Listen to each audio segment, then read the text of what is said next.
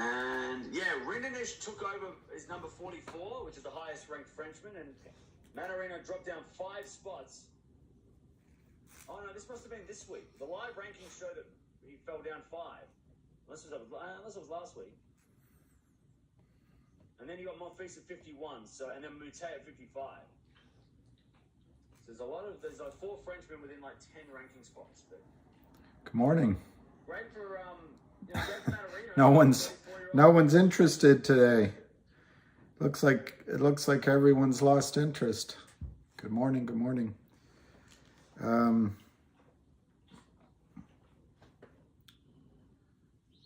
Ham put up an interesting thing on Twitter that's from 40 years ago. So this problem's been going on a long, long time. So as a recommendation, I'm always fascinated with learning things, but as a recommendation, let's just focus on making GTI go. Let's just focus on it.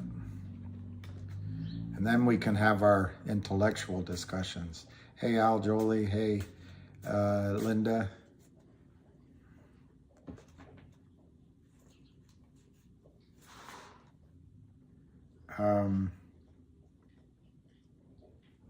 Trying to think what I've learned that I can tell you.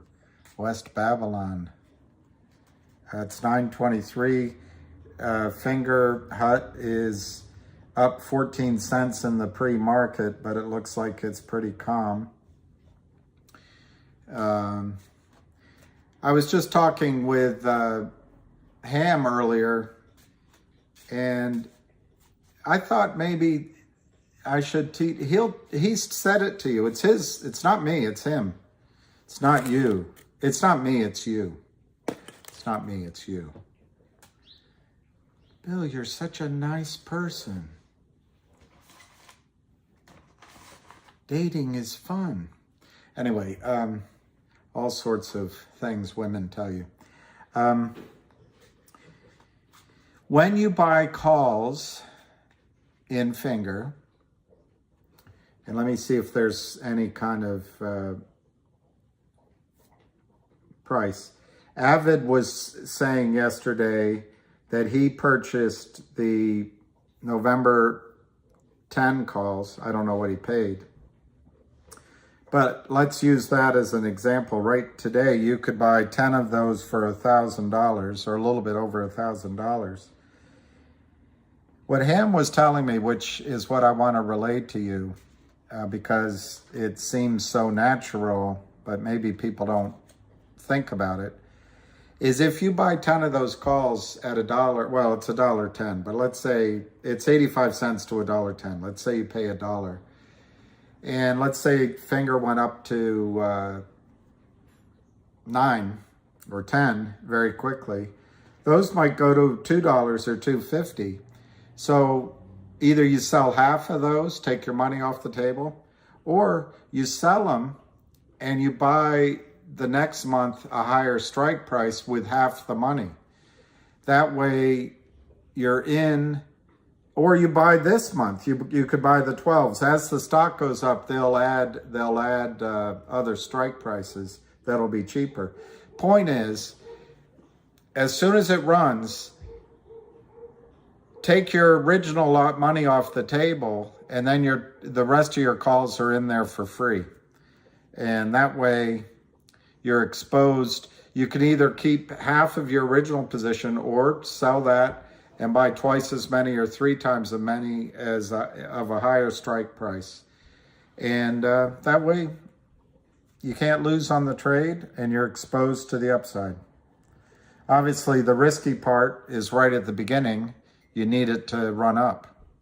Good morning. Why did Lou say he will be back? Don't mess this up. Did he say that to me, Zach? Are you a real person, Zach? I know you're real. I know you're real. Let me see if what Lou said. Is he expecting something today? I'm not expecting anything today. I do think GTII is going to they still have to follow up on a couple of things with investors. So there could be some announcements shortly on those items, but that's all in the public square. I'm looking for Lou, Zach. I'm looking for Lou, and I don't see any. Good morning. Oh, some injections. Is he getting a? Oh, I shouldn't. Two things you don't make jokes about is health and money. I hope he does well. I really do. He's too young to have problems. Yeah, Daniel Mata, thanks for showing up. I'd like to hear why you think GTI is going to go to the moon again this week. It's useful. It's very useful. Yeah, Vinny G, I think Lou is right. I've been thinking about a lot of that. I mean, the high numbers are exciting, but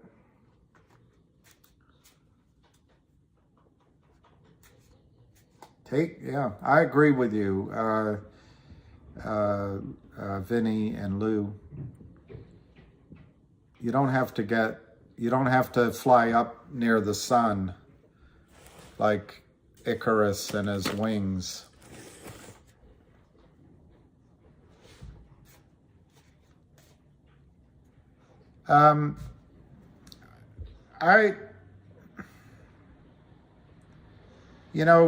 If I were to initiate a new position, I'm answering Shandon of finger calls. I think I would do the Decembers, but there's no prices there.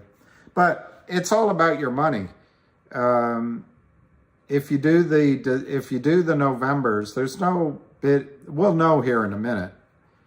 But well, there's nothing there either. I guess they're getting ready to trade.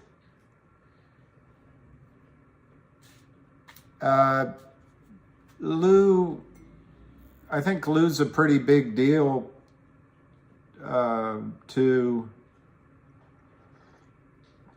GTII, so I assume he's talking to people that are close to the company. But that upstream idea, let's see how the stock opens. That upstream idea, I'm just using E-Trade, whoever said my live. That upstream idea doesn't need to be a coin. They could issue, for example, a dividend as a warrant as a dividend using Upstream. And the advantage there is you wouldn't get all the boo birds saying, oh, the coin's not worth anything. Because it doesn't matter what is distributed. But they could do it with a warrant. They could do it with a coin. They could take one of their companies like the Bronx Eye Care. I'm making it up, but they could distribute shares of the Bronx Eye Care as a dividend on Upstream. So it doesn't have to be a coin to have the same effect that we're all looking for. All right, so the opening trade, I missed it. Somehow it traded at 750. Let me go to the trade data and see how much traded at 750. Because I'd be intrigued by that. Because it might be a little information about, well, I missed it. No, maybe not. Let's see. It doesn't show up yet, so I'll be able to tell you.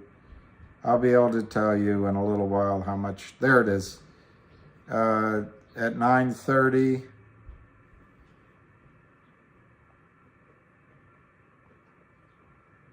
I was looking at GTII. That was part of the problem. And I can't give you that. It doesn't have that data. It doesn't have that data. Yeah, it looks like Finger wants to move. That was my point. It's 737, 750. They traded, now it's trading 750. They traded it at 750 and tried to bring it down, but It's not a lot of volume, 17,000 shares, 742, 755. So maybe today it runs.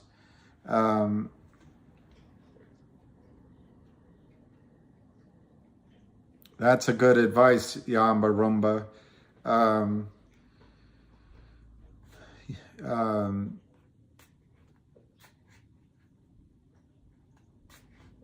I would agree with that. I would agree with that.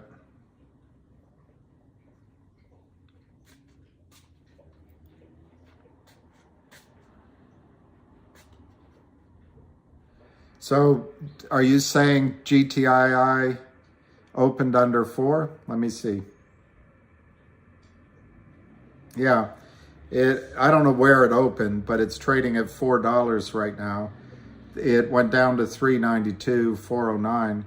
Like I said yesterday, and I looked again, and maybe I can find that chart. It looks like it can go down to the mid $3, like you know, it could touch 350 even in a spike. But it doesn't matter. I mean, whether it does that or not, it's not going to change the fundamental story. But if you believe charts, there's room for it to come down there. There's a little bit of resistance. And there's a gap even lower than that. It could always check. But I just don't see those things happening. And if you want to trade for that, you know, get out here and hope it goes down. I think that's a fool's errand.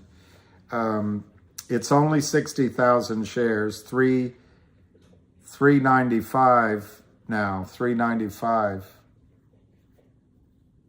Chrome family, I'll show you how they are continuing to do this. I will show you how they're continuing to do this. 1, 2, 3, 4, 5, 6, 7, 8, 9, 10, 11, 12, 13, 14, 15, 16, 17, 18, 19, 20, 21. I'm gonna take Paulie off there. There's 20 crooked market makers, 20 of them. I left Paulie out. You don't need all these market makers. Everything's done by computer now. The only reason these market makers exist is to take advantage of the tepid reg show regulation. And as long as the Kramers are willing to pay these guys money in wash trades, a wash trade is just swapping shares for the hell of it, and it looks like it's a volume, and it looks like people are selling, and it scares you, and it gets the price down, but there's no real activity. It's illegal. It's totally illegal. They also can do cross trades, which are illegal in this context. I mean, you can always find somebody to buy your big block of stock normally, but what they're doing here is they're moving short positions from one account to another to move the FTD down the road or to pay off one of these crooked market makers. This could go on. This has been going on for 21 months. It could go on another 21 months, but it won't. The Kramers don't have that much money. It's not free. And it is ridiculous, millennial collector. And maybe I don't know if you're a real person. If you're a real person, I haven't seen it shorted down 10% every day, but it is down today. If you're just here to cause trouble, sell your shares, move on. I'm not recommending millennial that you buy it. Just go buy Amazon, or, oh, oops, that was down.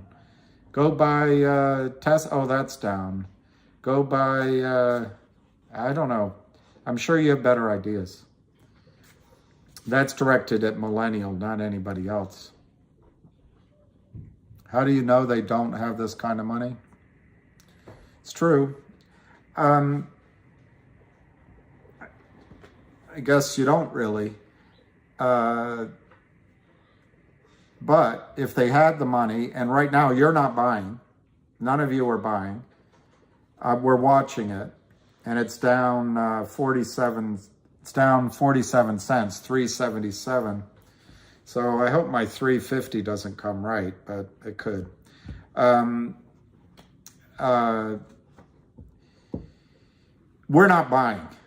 And so they just create shares out of thin air. We know the story. It gets boring repeating it, but they can just sell. And as long as Alpine and the market makers take those orders, they can do it forever.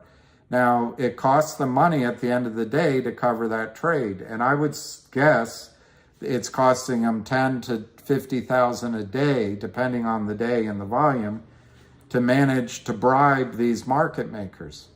Why do I think they don't have the money?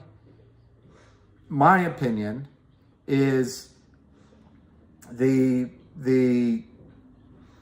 they had the money, they'd be crushing it right now. They'd drive it down to $1.90 because we're not buying. That's my opinion. So they don't have the money. Also, one. Two, if they had the money, they'd let it go up, just like they did with GME yesterday. You saw GME. Those guys let the stock go up, then they shorted it and drove it down for $7 free. The Kramers don't do that. So I think they don't have the money for those two reasons. I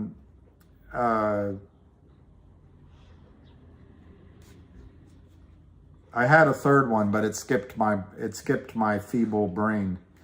Now it's recovering. It's 390. They're just trying to shake people out. They're just trying to scare you.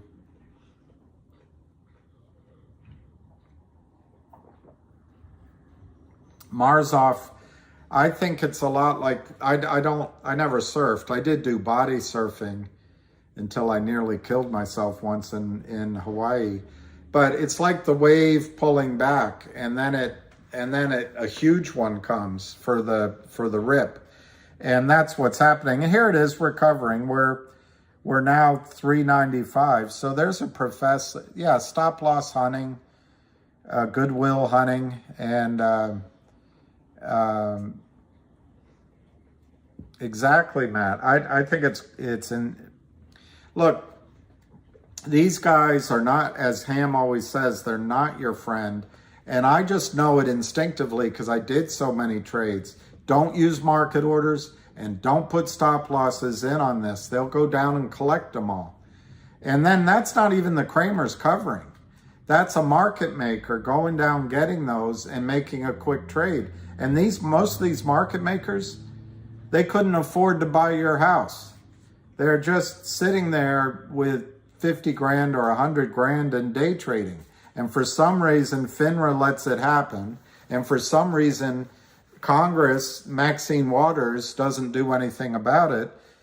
But it's, in the day of electronic, either bring back real market makers and regulate them, or get rid of these guys. All these guys are here for is for people like Lind Capital, not Lind Capital, Lind Partners, who are just a fancy group of Kramers. All they do is sell. And if you met them at a cocktail party, you'd be intimidated because they have all this money and they use fancy terms like VWAP and Delta and Gamma and you'd rather hang out with people like Lou that say GFYM. Yeah, Zen Holder, I thank you for the RFPH. You're great. You must be proud of your... Oh, you did? Compress your spine? That sounds painful. I was out doing it, and the tide lifted me up, and it almost snapped my neck. And I hit the it was on the north side, I think, of the island where the waves were big, I think. And my friends thought they didn't see, they came running. I've never done it again. And it took a long time to recover, but thank God I didn't compress my spine. Ugh, that sounds painful, painful, painful. All right, so we're at 398. We're down 6%. 300% one day? Wow. Zach, I can't verify that there's a coin dividend coming, but and I may or may not know things I'm supposed to know or not. I would never say something in a public forum that I would consider inside information for me. I don't know who Lou had his conversations with. I would personally, because of my background, I wouldn't do it. And I'm not saying anything bad about Lou at all, but I think somebody could come to me and say, well, you should have known, so I'm not going to give you any specifics. That's up to the company to tell you.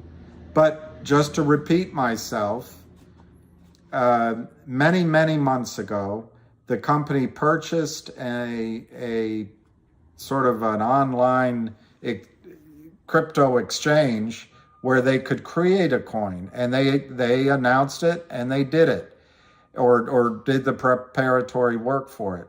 Finra blocked it. So then the company said, well, we're still going to do this. And then they came up with the NFT for the Picasso and another painting. They also came up with one of the, buying some, digital space. But because they're trying everything. And so they continued to work on a dividend. So they bought, I think 4 times 35 million, whatever that is, 100, basically 100 million Shiba Inu coins to distribute. Finra blocked that. So now all I can say to you is they've made it clear in their press release that they are going to continue trying to come up with a digital coin or a digital something that they can release that is going to be outside the United States financial system, outside the DTCC, outside the Gary Gensler, outside of Finra, outside of the brokerage firms, outside of the prime brokers, which really should scare you as a comment about the United States financial markets. And it looks like they're going to either use, I'm going to say the wrong one, T0, or it's T1 or something, or this Upstream. Could it happen any day? Absolutely. Absolutely. In my opinion, they've been working on it for so long, and they've been diligently working on it.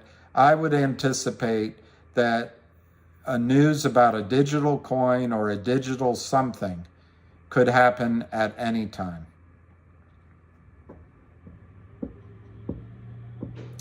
Decroteau, with days passing, does it hurt the squeeze? Well, time is always, at least in my experience, particularly when you're trying to read technical charts and everything, time is always a killer to a trade. However, the charts don't really matter in this trade. The charts really don't matter. They're just a little clue on, should you buy it lower on that given day or go ahead and pay up. Charts don't matter. The answer is no, the time does not hurt. And if anything, it makes it better. When I first got into this, I forgot who I'm talking to. David, maybe? When I first got into this, there were a rumored 40 to 60 million shares failed to deliver out of thin air, naked short. Now it's much more. So the problem has multiplied out of the hubris and arrogance of Kurt Kramer. Well, Mark, that's it'll be done by Liberty Transfer.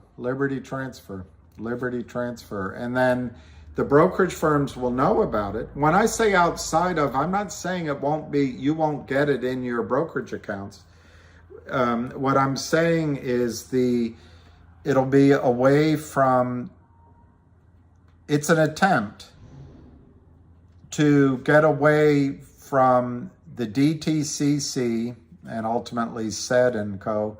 and the complicity of all the brokerage firms. For example, in this warrant that was issued a year and a half ago, there's only 3.5 million legitimate warrants, but there's possibly as much as 10 or 12 million total warrants. So maybe 8 to 10 million warrants that just don't exist. Why? Because all those brokerage firms that have CUSIP numbers and have electronic shares, they don't use paper shares anymore. They just put an IOU in your account. They just put an entry in there.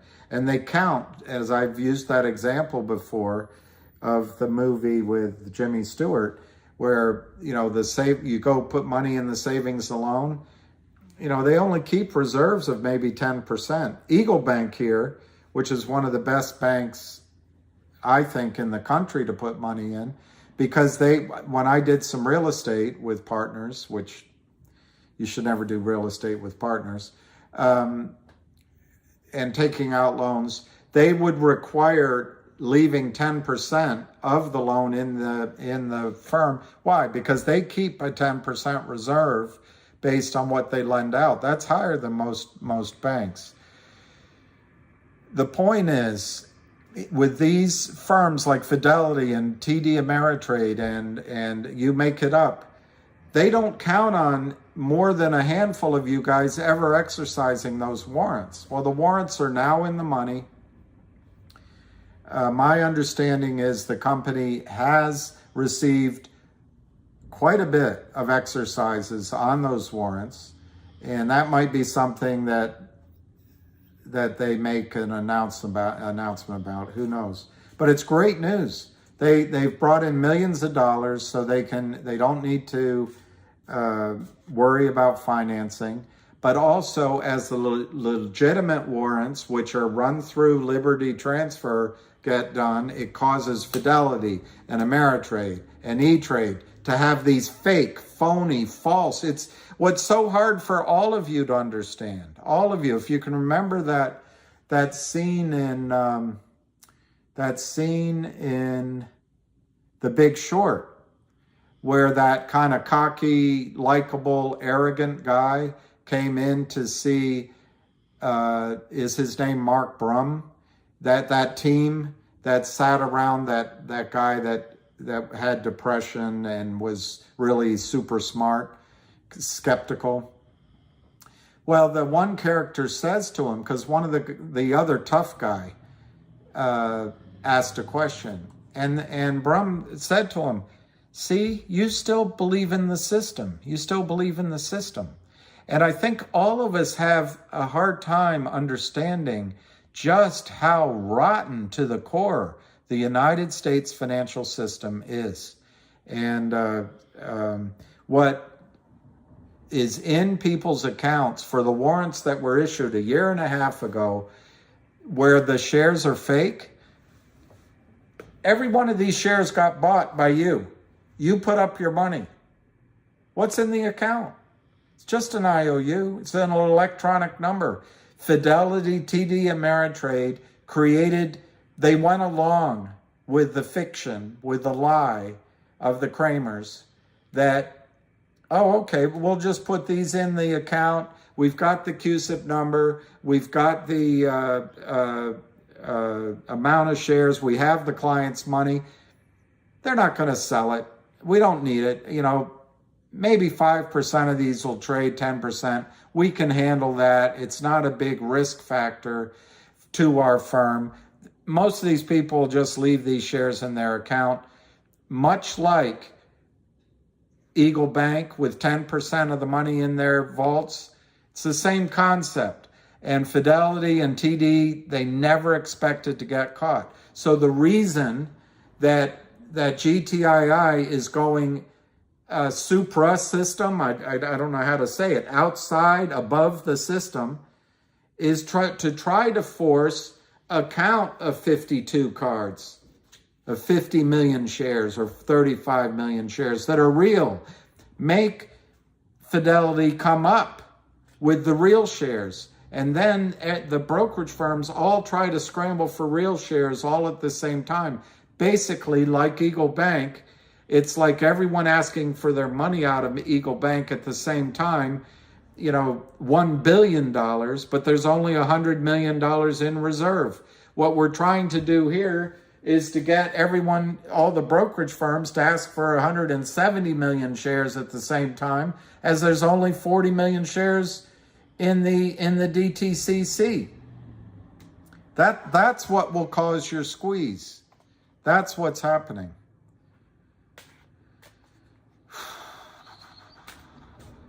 Yeah, it's a lot of corruption. The current price, $3.93. It's down 7%. Absolutely. I think so, Waldy. I think, well, I don't know if they helped the brokers, but yes, I think the shares that people are holding of AMC are largely fictitious shares. And by just holding them, now, I'm not saying you should sell them, but you're kind of trapped. But by holding them, it's a rolling problem.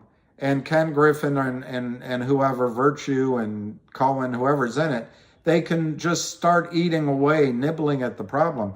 I fear they just made it worse because they bailed out Melvin Capital. But you saw what happened yesterday. That run-up was all an opportunity, you know, on 20 million shares times $5, let's say, that they got, they made $100 million. I mean, it's a nice business. They don't get their fingernails dirty.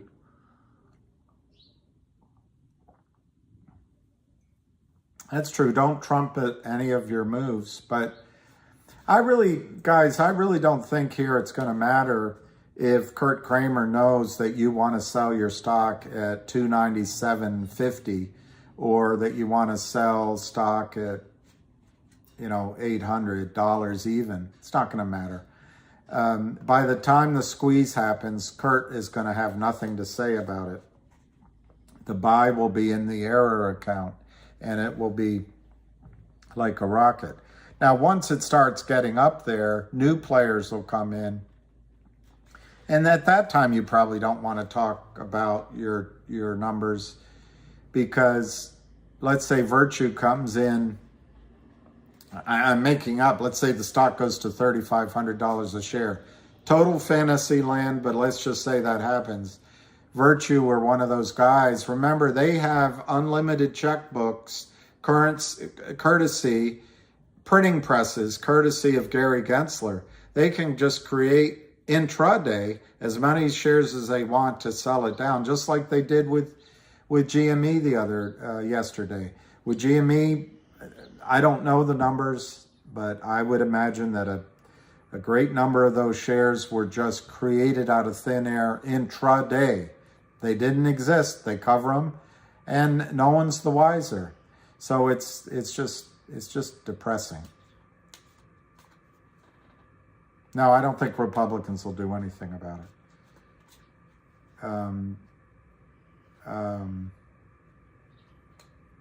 Unfortunately. They'll replace Gary Gensler. Well, no, that's a presidential thing.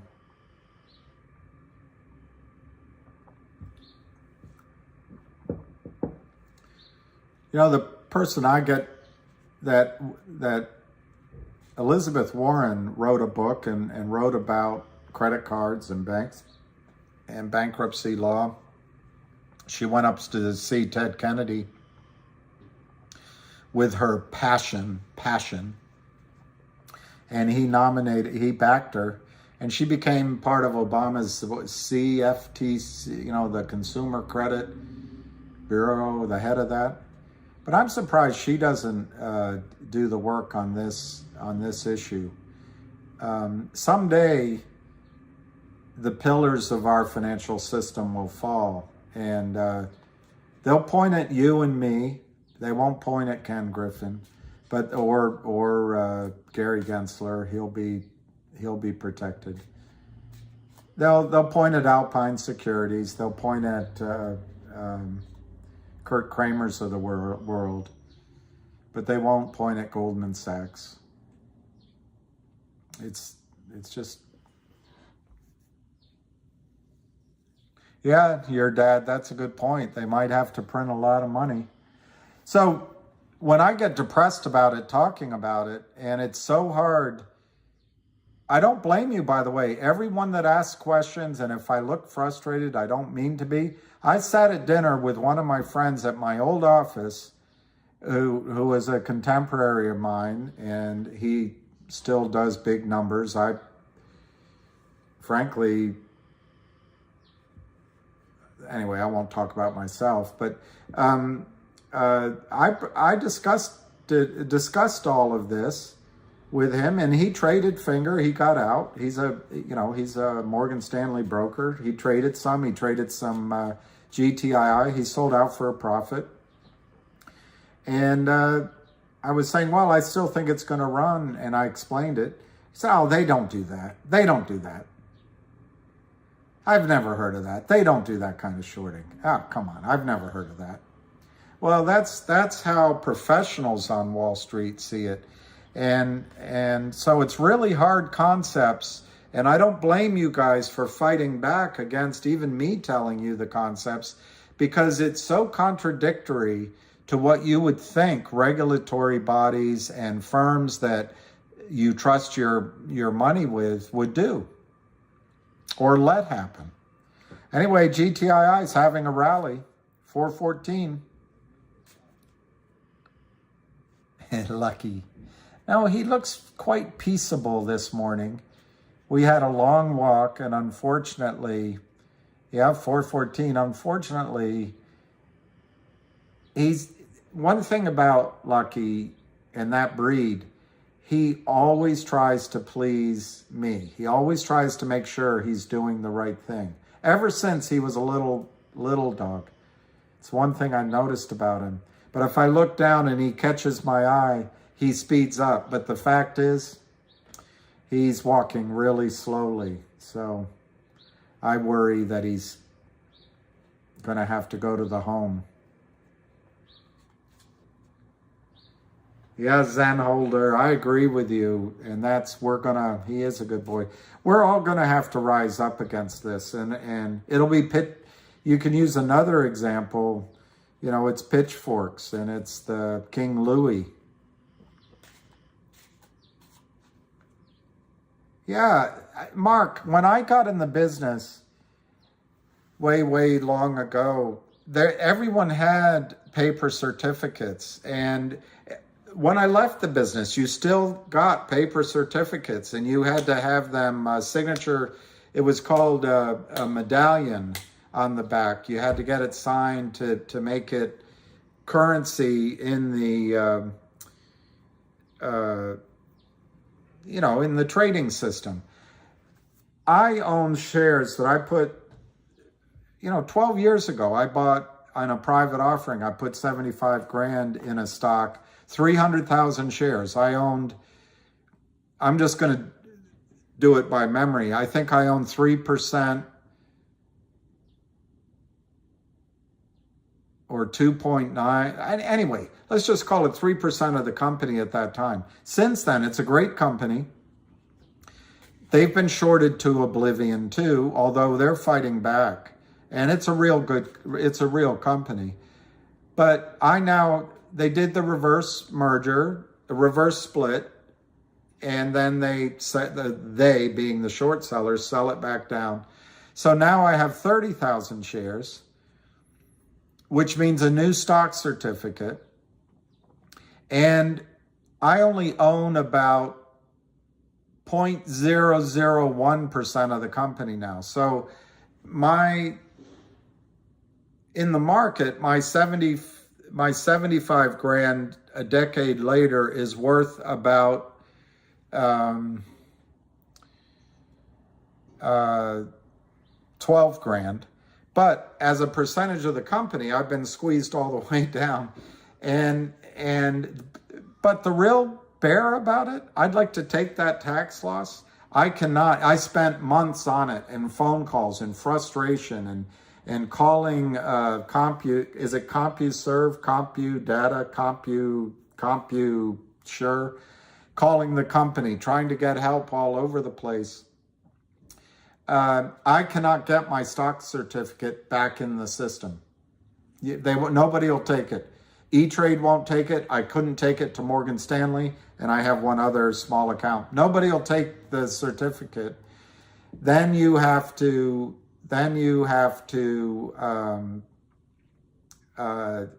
get somebody to sell it for you. And there's only one group, and he's out of California. NASDAQ. I called NASDAQ. They referred that guy to me. I've lost his number. It costs either $2,000 or $2,500 up front to get him to take the certificates, and then it takes him 60 days to do his quote-unquote research to make sure the certificates are legit and they belong to me. And then he sells it, he takes a 10% commission. And that's how you get paper back into the system. So do you see how the system is set up against you? It's all electronic now, and it's only electronic. And if you wanted to ask for paper shares, by the way, it costs you money, like $1,000 per position to take them out. And I don't recommend that. But so everybody, all of us, are locked into this system of electric journal entry shares that they lie about. And I don't think it's any one individual. I think everything is computerized. I think most of the people in the back offices are really young, eager. I told you there was one person at E-Trade that I spoke with, and she got frustrated with me, and she thought I was giving her a hard time. I didn't raise my voice, but I just didn't like the answers I was getting, and she thought it was because she's a woman or something, but obviously that's in her head. It was just that they don't know. They just don't know. And either these guys like Lynn Capital and Ken Griffin and Kramer just have pushed the limit of taking advantage of the system, or the whole system is complicit. And I go with the second. I think Gary Gensler is too smart not to know that Goldman Sachs gets 75% of its income on a report that I saw on Twitter one quarter from stock loan, from this crap.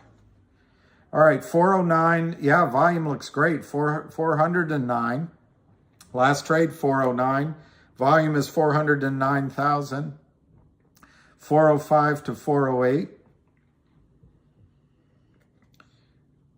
Yes, Max, I do think the professional buyer is still there. And I think there's whale buyers as well. When I say professional, these guys the people buying have so much money. They have good brokerage firms, not, I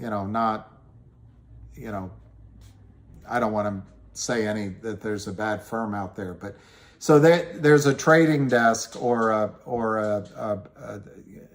broker down. They're probably not on the floor anymore. They're probably in a room, but they're handling the trade, and so it's being professionally handled. That's all I mean.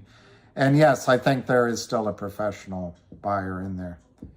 I mean, I think they came in today. 411,000, 405 to 406, 406 to 409. 406 to 409, 410. Whoever asked me, you're good luck. How does account work? Well, Biver or Biver.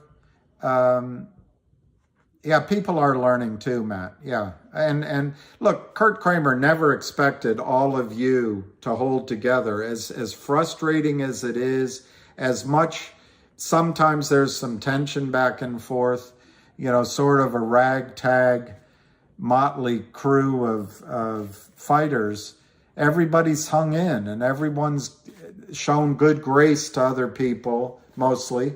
And Kramer never expected that. So all of these bear raids, like this morning and yesterday and Friday, normally, I don't know how many of you would have sold out and just said, let's go do something else.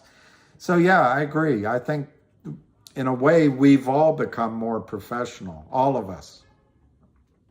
And I give a lot of credit to the spine of this operation is Ham at shortkiller.twitter or whatever you call it. So it's 408-411-413, and I was answering some other question. I think Kurt and his brothers, Alan, I like that kind of information. Alan Kamaski points out there's a gap to fill, and this time it works in our favor.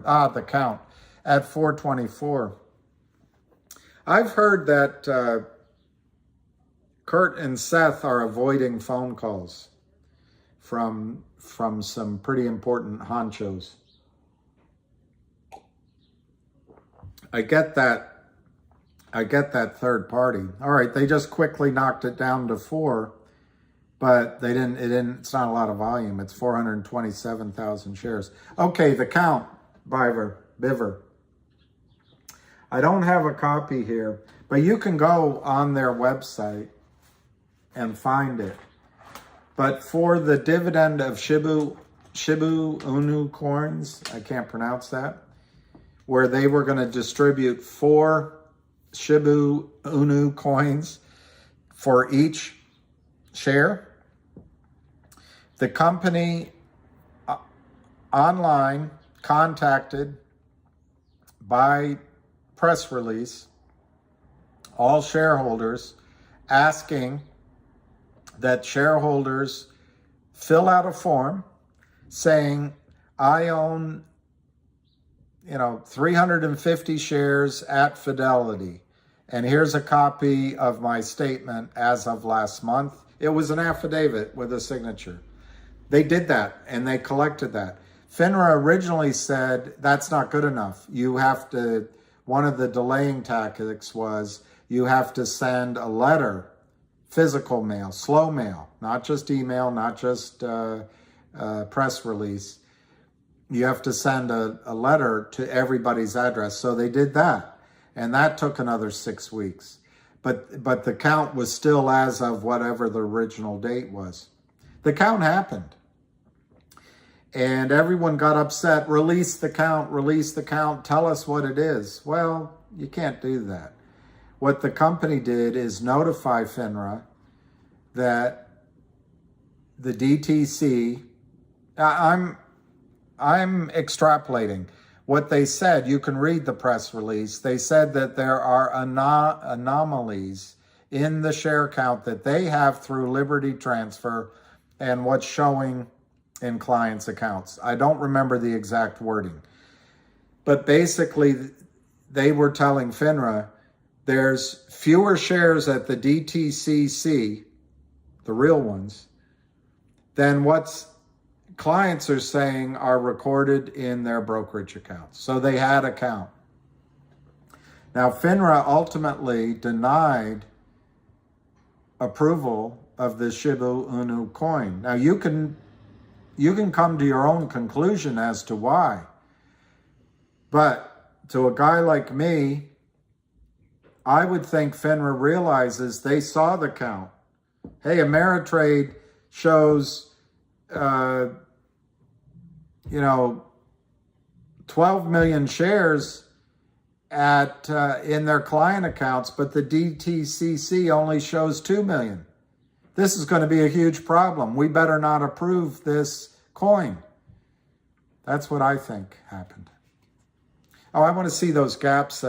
Shiba Inu, Shiba Inu, Shiba Inu, Shiba Inu, Shiba Inu, Shiba Inu, Shiba Inu, Shiba Inu.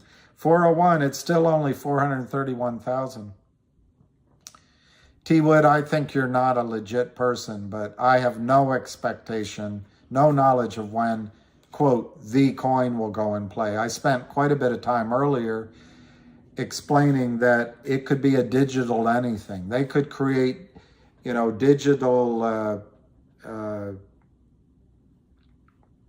digital birdhouses and distribute them. It doesn't have to be a coin. It just has to be digital and outside of DTC.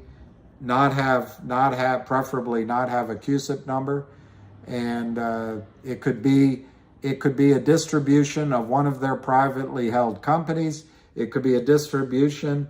Maybe everybody gets a pair of eyeglasses. I don't know.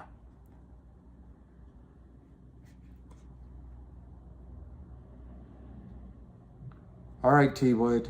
I don't remember your jokes. They must have been really funny.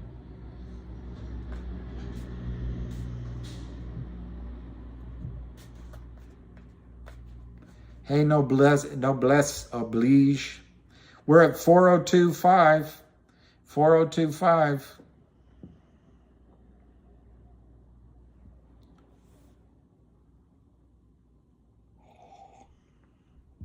Gary, dollar height. That's my question. And I've put it on videos. Gary, let me just, dollar height. Let me put a thought in your head. Let's just use this example. If these numbers they're all estimates. None of us know. Everything's opaque. But if it's 170 million versus 35 or 40, or let's just say that there's only a third. Let's say 50%. Let's say 50% of the shares held in people's accounts are real. I'll round that number down. And the other 50% are fake. And that's GTII. We know it's happening in Finger. We know from you guys' hard work that it's happening at DBMM. We know, coincidentally, that the Kramers are doing it at GTLL. We know they did it at HPIL. We know that somebody did it at VNUE. You get my point. There are dozens, if not hundreds, of these companies they've done this to. Well, you guys just lived through the experience of GME and AMC, where the big boys are caught with their pants down. Ken Griffin, Virtue, maybe Cohen, and others, and they stopped. They geared up the whole system to prevent the run. Well, those are listed shares. Those are real shares. So, Gary Dollar, what if in the entire system, instead of using 50%, although it could be 50%, what if in the entire system, 25% of the shares for all securities are bogus? They're just journal entry, electronic entry shares that don't exist. I looked up on Google, I put in DTCC assets. And what I remember right as I'm speaking to you is 80 trillion. That's financial assets. And basically they have a monopoly on financial assets. I think it includes bonds as well. But this is an exercise this is a thought experiment, not necessarily 100% accurate. So that was 80 trillion. Then I Googled U.S. household financial assets. And the number that came up in my highly scientific research was 120 trillion. 120 trillion. Now, obviously, this was many months ago when the stock market was higher, so that number might be down now. But in that example, the difference between 120 trillion and 80 trillion is 40 trillion. That's half. obviously, or a third, I guess, depending on where you want to start your calculation from. But some of that's bonds, which doesn't make it any better. But what if 20 trillion in that case, or in my, what if $20 trillion that's in the financial system that all of you all are counting as your assets, that the rest of the world looks at the United States and said, that's a solid investment, that banks are lending against, that the Federal Reserve is presuming buttresses their money printing, that Congress looks at and says we can tax. What if 20 trillion, and I'm making the number up, but I'm giving you my rationale. What if 20 trillion to 40 trillion of the so-called financial assets that are in the households and in mutual funds of the United States financial system are all squishy, are all rotten, are all termite-gnawed beams? What if it's all fantasy? It's pretty scary stuff. And that would lead you to some of the reasons why Gary Gensler might not be willing to enforce GME and AMC. Now, what's good for us, in my judgment, what's good for GTII is that as people learn this and as it goes in the marketplace and as people are calling Gary Gensler, he can go after Kurt Kramer. And he can take down Kurt Kramer without it being a threat to the system. And then he can put out a press release that we called Kurt and Seth and Charlie Mayo and Alpine, and it cost the system $100 billion or whatever. That's nothing. It could cost $1 trillion, and it's a small percentage of the DTCC. They could print money, but then they could gloss it all over. And behind the scenes, work out the bigger system issues, system-wide issues that I just described. So I think what I just said actually works in our favor for GTII. That's a long answer.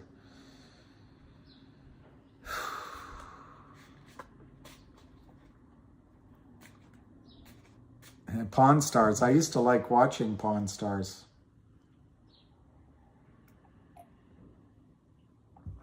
Did Chumley actually die? I heard he's dead, Chumley.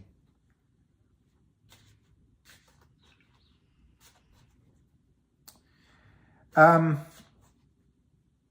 do we know that that Ken Griffin is not giving advice? Your spell check said advise to Kurt Kramer. My simplest answer, I'll keep it short and to the point. As soon as Kurt Kramer told Ken Griffin, the greediest son of a bitch, the Scarface of Wall Street, hey Ken, I'm in trouble. I need your help. Could you give me some advice? Ken would listen and think to himself, I could buy shares in GTII and make myself $100 million and help bail my ass out. So my biggest reason is Kurt Kramer would never ask Ken Griffin for advice and never tell him about it, because Ken would treat Kurt Kramer like chum in the water with sharks circling. Exactly. Pamela Anderson. Where does she come from? Oh, Chumley is still alive. So is it his son?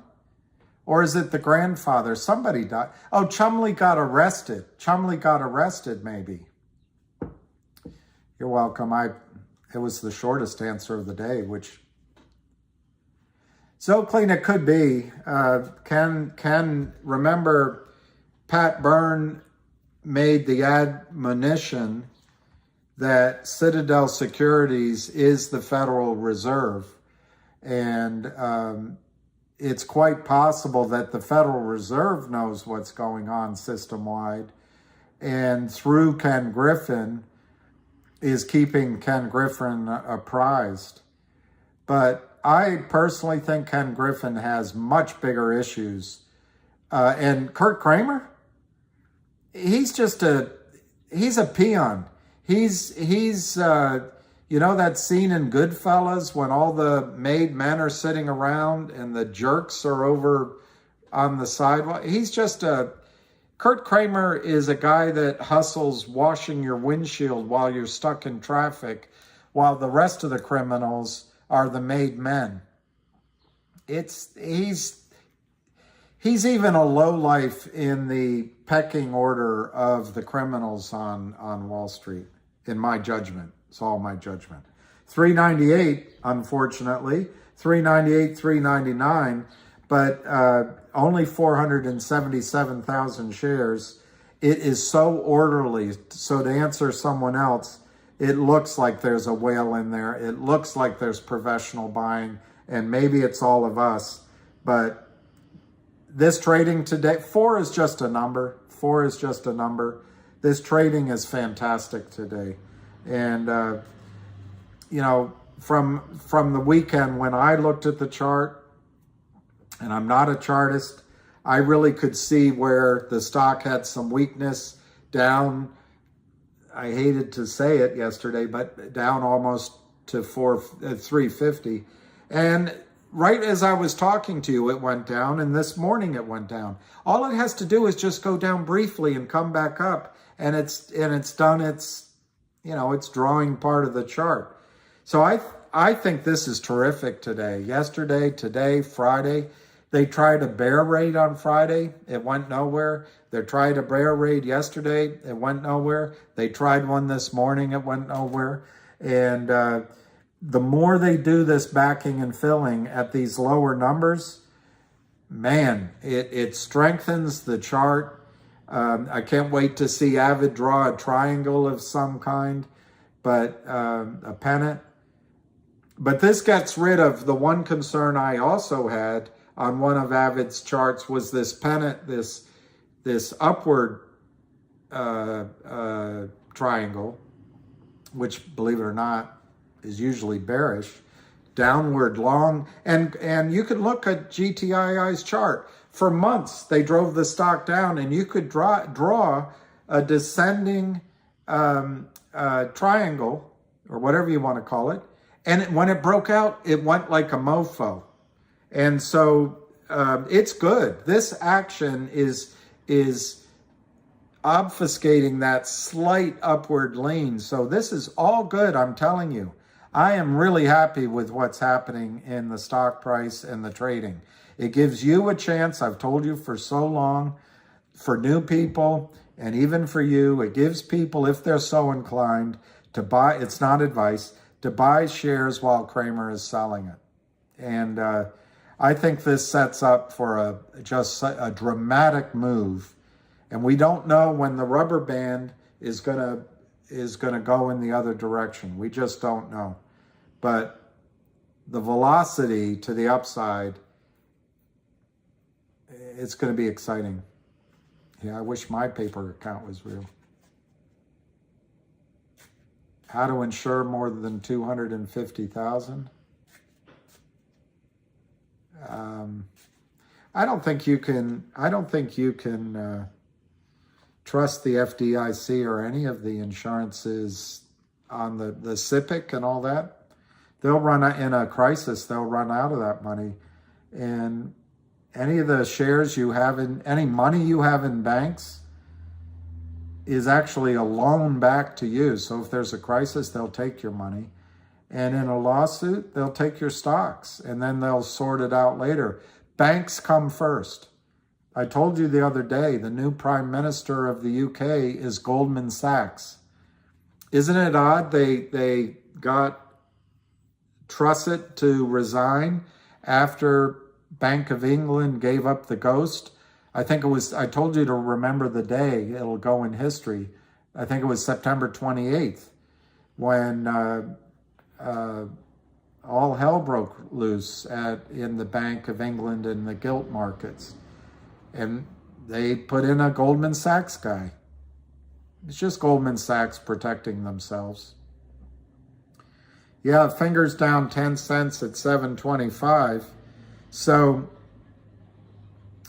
you could buy, if you were so inclined, you could buy the November 10 calls right now at $1, which is cheaper than where they've been, but it's more expensive than when they first came out. Now, that only gives you 2.5 weeks, but if there's good news on Finger, or if there's a buy-in, you know, $700 buys you exposure to, buys you 10 calls, buys you exposure to 1,000 shares. Now, if it runs, let's say, to $9 and that goes to 2 or 2.5, you could sell all of that and then move. By that time, the December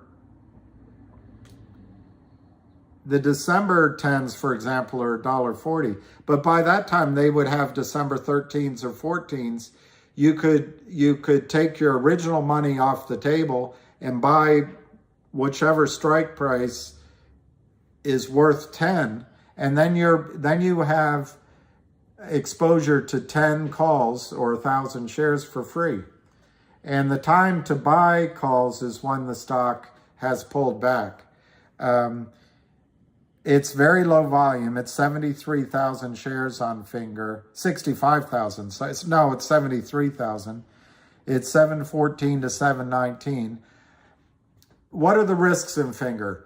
They hired Wes Christensen, which is a massive thing, massive.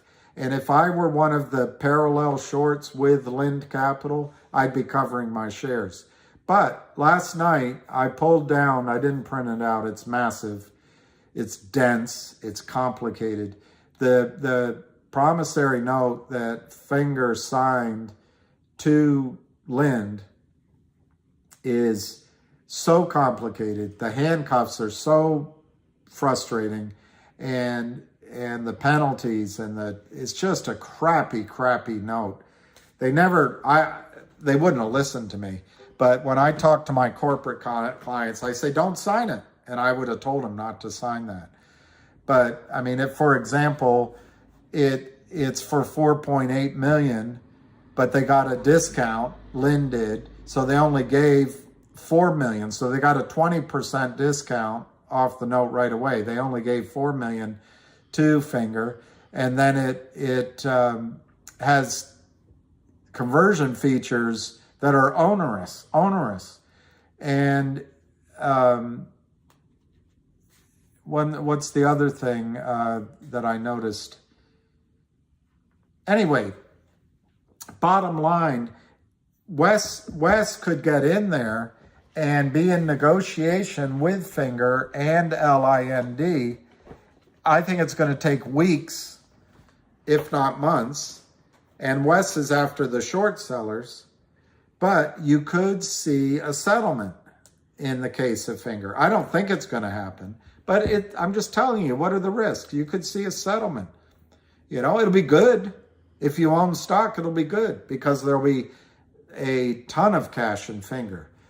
Finger's 3 businesses are, and we should be focusing on GTII, but I think Finger has a chance to run as a short squeeze this week or next week. So it's in the interest of GTII, to the extent people were to buy calls or whatever, to take that money and put it back in GTII. But Finger has 3 businesses.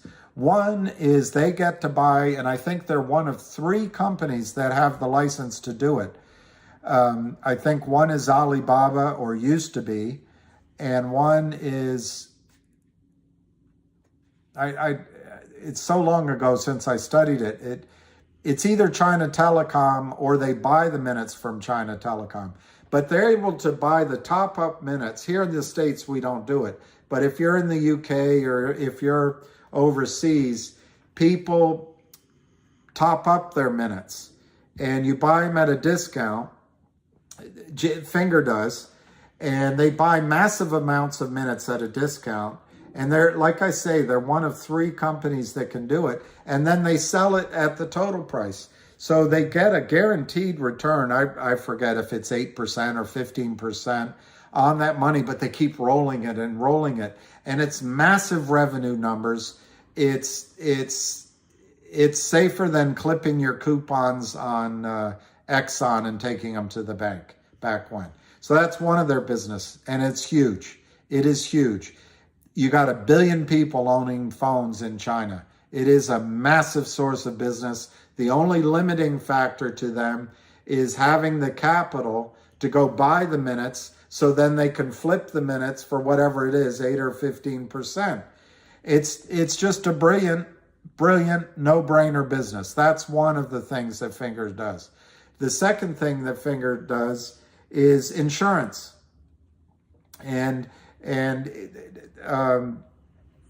strictly, right now, they announced already a contract to provide the warranty insurance on 1 billion phones. It hasn't helped the stock because you got the scumbags at Lind Capital and their buddies murdering the stock for their own profit, because Lind Capital feels like their partners, who all speak multiple languages and have beautiful girlfriends and multiple homes and an address down by Trump Tower, they deserve that money rather than the investors of Finra. Well, anyway, that's coming to an end very, very quickly. But they've got that insurance contract. Well, there has been announced, I think it was Pacific Re was announced, but there's been rumors of a major insurance company coming in and providing other insurance, insurance, if that's plural, insurances, that's how they say it in the Middle East, insurances, to the Chinese market. And this is their third leg is in China. These guys get the data off of everybody's phone, and the rules aren't the same as here. So China can find out if this 50-year-old man stops by, the data can tell you if he's getting drunk every night, or it can tell you if he's a smoker, or it can tell you if he's going to the hospital. I'm making these things up. Or if he weaves while he drives home. So that data is golden to insurance companies. And there's rumors of a massive insurance contract, and that's been rumored for months. Well, this could change overnight the fundamental story of Finra. So Finra is a tremendous fundamental story. I think news, any kind of news like that, if it were to come now, and you've got Wes Christensen, and you've got obviously the revenues, they took the $4 million from Lind Partners. Guess what they're going to use it for?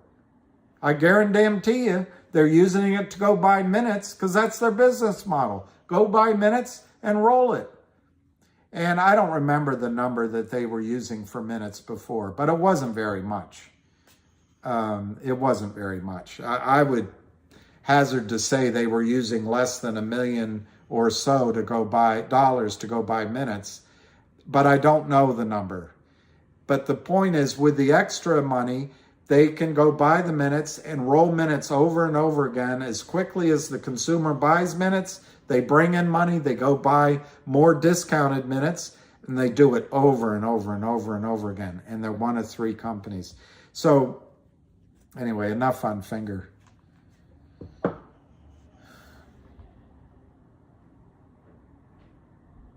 Yeah, Finra's coming up to 721, but no volume, 76,000 shares. Oh, I was talking about the risks of Finra. One is some sort of settlement, but I don't think it'll be now.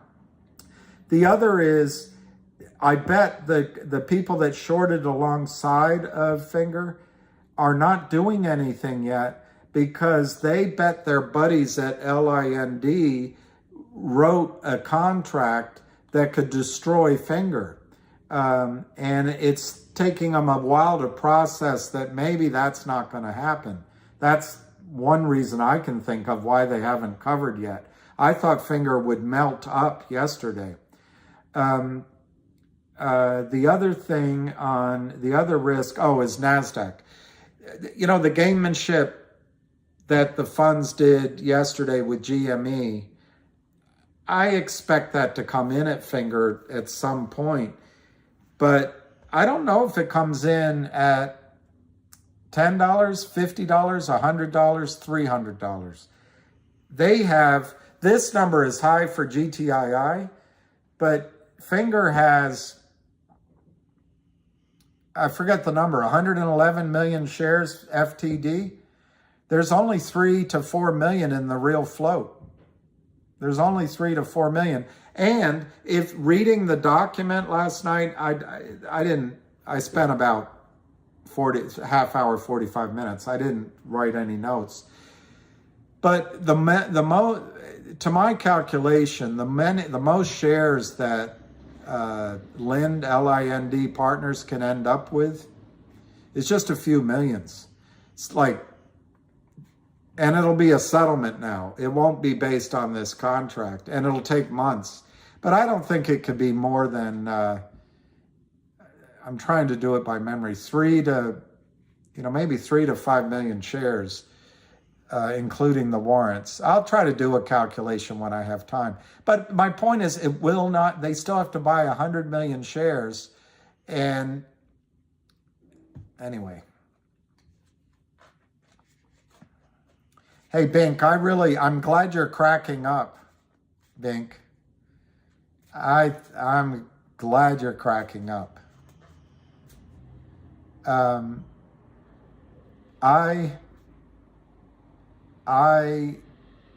don't know who else is telling you about low volume. You can talk to them if they think it's negative.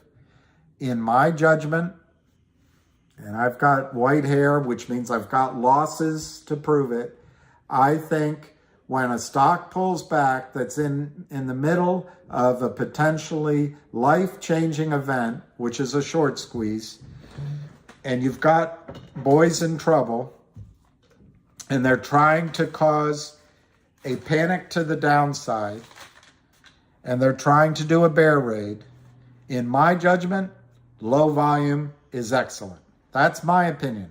You can go complain to other people and have a giggle and kicks and giggles and crack yourself up that low volume to other people is bearish. But to me, I'm telling you what I think. Low volume today, I think is bullish. And if Bink 911, you want to give advice to everybody, come out and give us your real name. Come out and put your reputation on the line, and I'll listen to you. I'll listen to you. I'm not saying I know everything.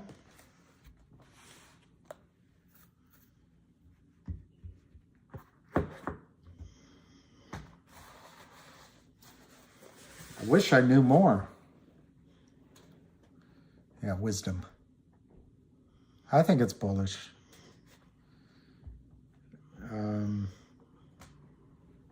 Okay, let's look at the prices. 721, 722 to 725. Are you out of your mind?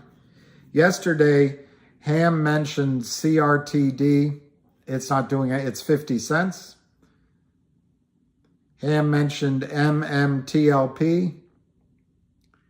It's flat, 685. And Ham mentioned DBMM. And it's flat at 0.022. And yesterday we saw the manipulation of GME, and it's up 11 cents today at $28. You know, that, I think it's riskier to buy into that at $28. I mean, it could always go back up like you just saw, than it is to buy into GTII at $5. And then what else did Ham tell you? That was it, I think. All right, and now back to Finra. 722, 722, 724. No change in volume. It's really strange, guys. It's 76,000 shares on Finra. So you guys can give your opinions. I'll read some of your opinions because I'm tired of, enough about me. I'm tired of talking about myself. How about you? What do you think about me? Why do you think Finger's volume is so low?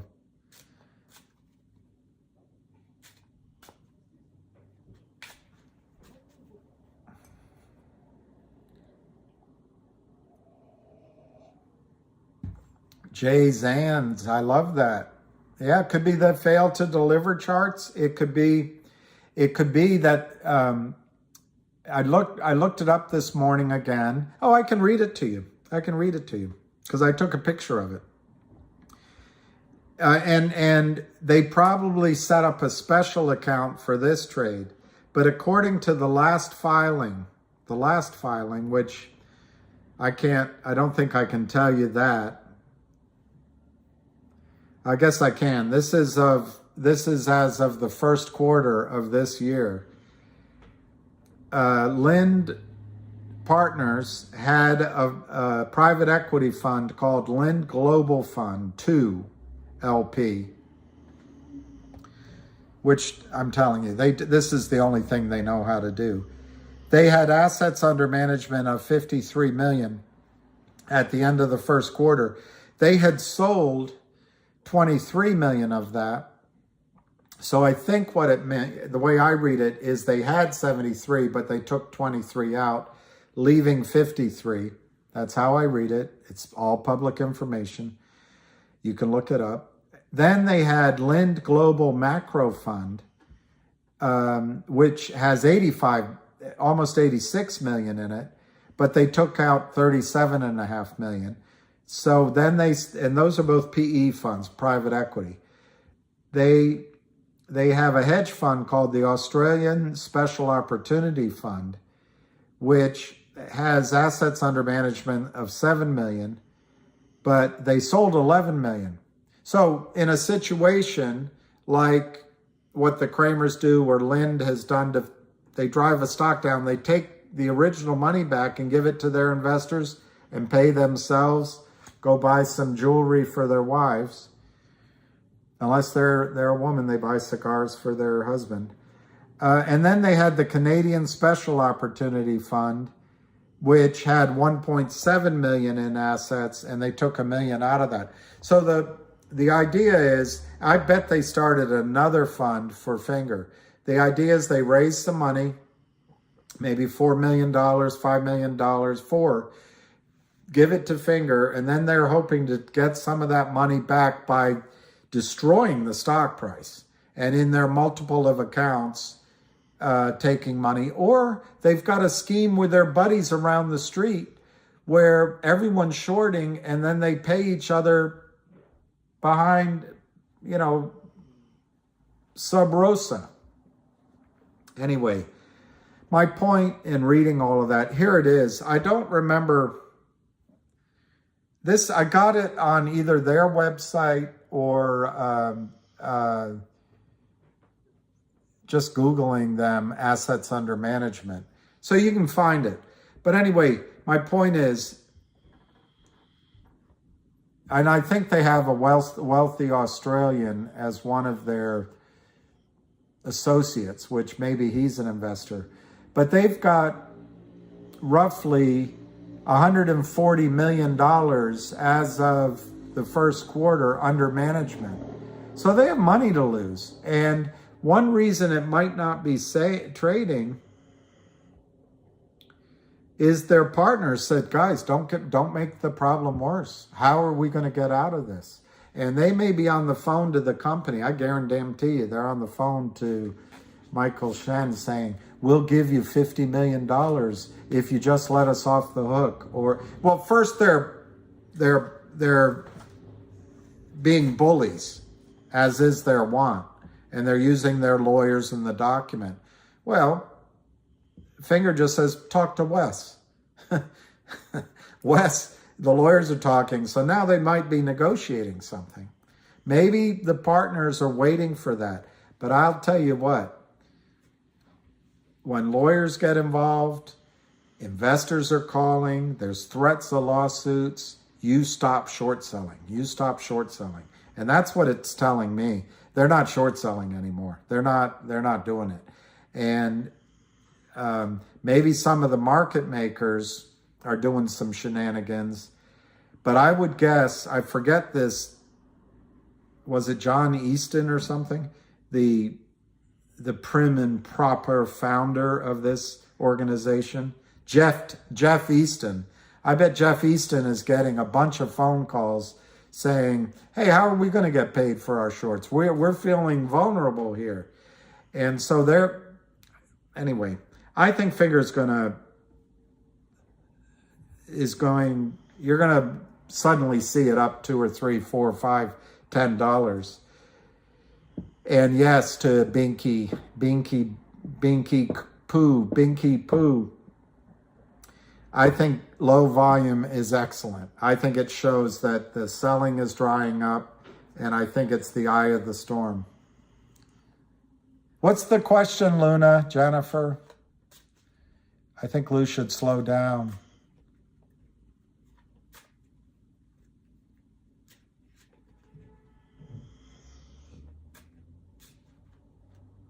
Yeah, I know you don't mean disrespect. And I don't, by the way, back at you, I don't mean any disrespect back. I just sometimes think some of these guys are here just to take the mickey out of me. And so I react. But no, I get it. And the only difference between you and me in the case of GTI and Finger, I've been in it 2 years. And in Finger, almost 3 or something. So all of the questions you asked, every single one, I've already asked. And I don't begrudge you your questions. I really don't. I really don't. And I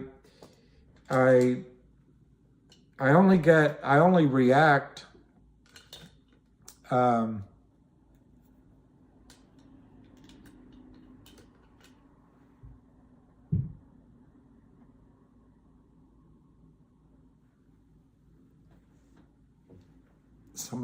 I'm misreading that. Yeah, I don't know. Anyway, Doreen, I'll answer that. But I don't mean any disrespect to any of you guys. And if I get frustrated, it's because I think it's one of these boo birds. But I don't mind answering the question again. I admit sometimes, like I will just admit just now, that I don't know the answer. And I think all of your questions are entirely reasonable.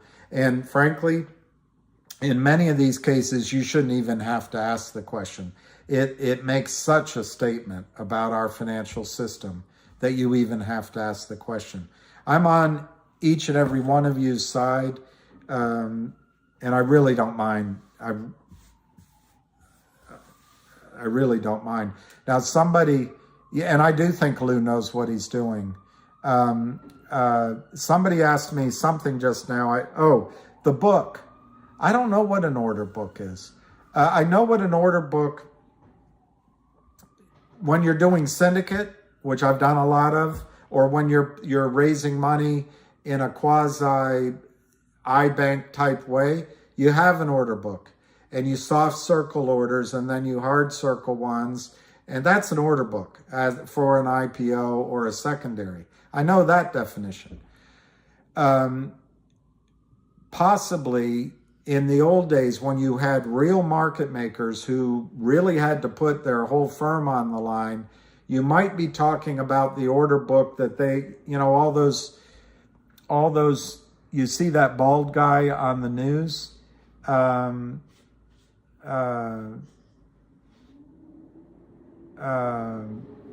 All those bald guys, that bald guy you always see when the stock market goes down and he's looking at a screen, those used to be order books, and the market maker's job was to balance to manage the buy and the sells, and they made money in between. And when there was an imbalance, they were supposed to step in, and that's where you would see halts in trading. I don't think they do that anymore. So I'll give you my third answer. Possibly what's being referred to is what you can see at OTC and maybe in level 2. I don't have level 2. And maybe Avid and others get level 2. I used to get it, but Morgan Stanley doesn't give it on E-Trade anymore.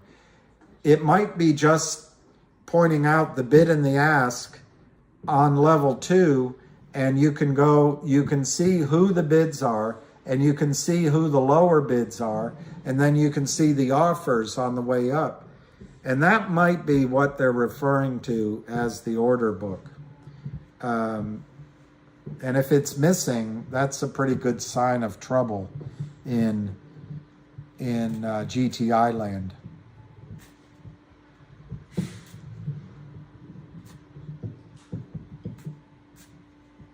Yeah, that's right, Keith, Jennifer. I didn't answer that question.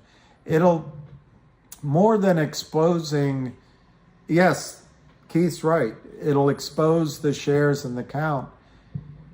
There'll be a question that goes on, let's say again, at Fidelity, when they get the notice and they realize that, let's just say Fidelity is only short.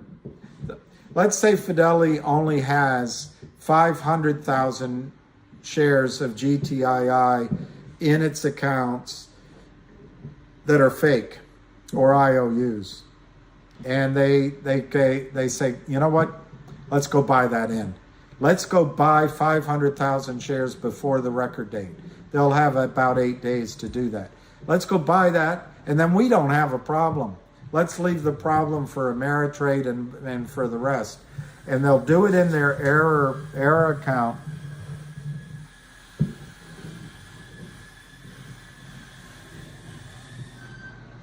All right, so somebody just sent a text, and I'm confused now. I showed somebody disrespect, and I didn't mean to. So I misinterpreted a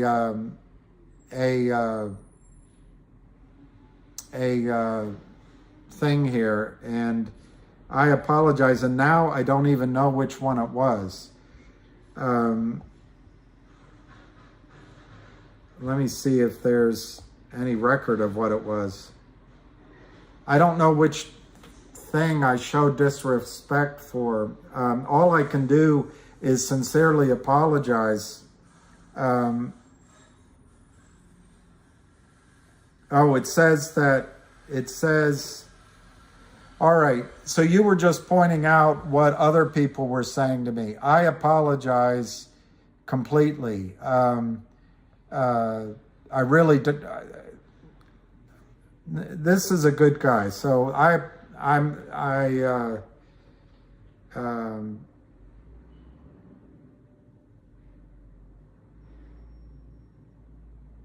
and it's Bink 911. So he's on our side.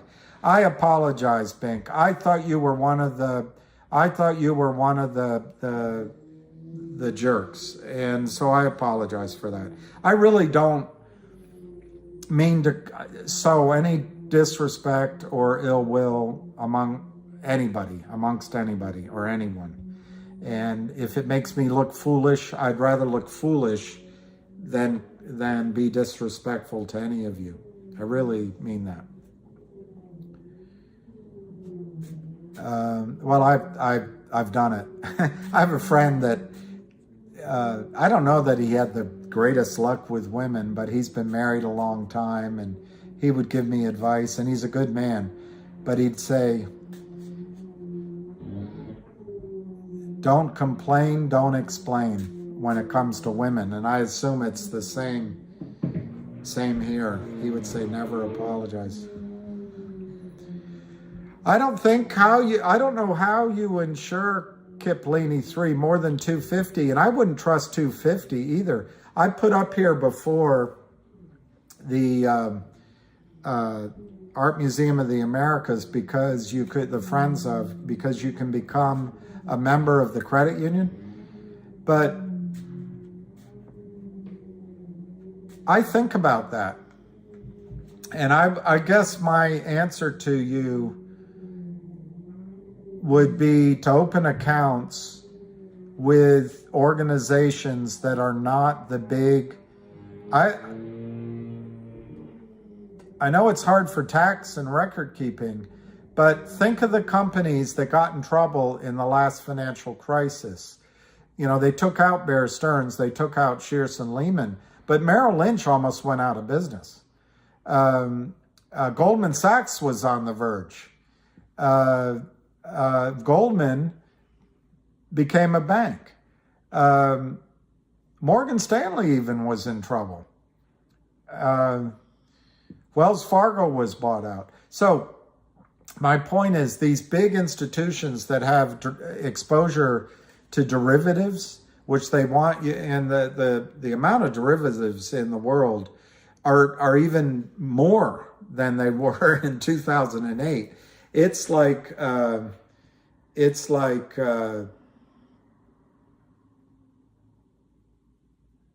I to my memory, it's 2 quadrillion, something like that. It's 2 million trillion. Anyway, it's just an enormous number. It dwarfs everything. Now, they'll argue that derivatives have both sides, but in a crisis, derivatives are based on the power of the counterparty to deliver. In a crisis, there's fear everywhere. So when I think about it, I know there's a brokerage firm in Charlottesville called Davenport, and a good friend of mine, Mark Varner, still works there. I would go to Mark Varner, and you can use my name. He worked with me at Merrill Lynch. And that Seville is a place of wealthy people. I trust him, but it's a smaller firm, and they're not doing derivatives. It's not a guarantee. RBC, which is a Canadian bank, maybe it's a little bit safer. Your AG Edwards and companies like that, I don't know. But the online firms in a crisis, you're gonna be in a lawsuit to get your assets. So,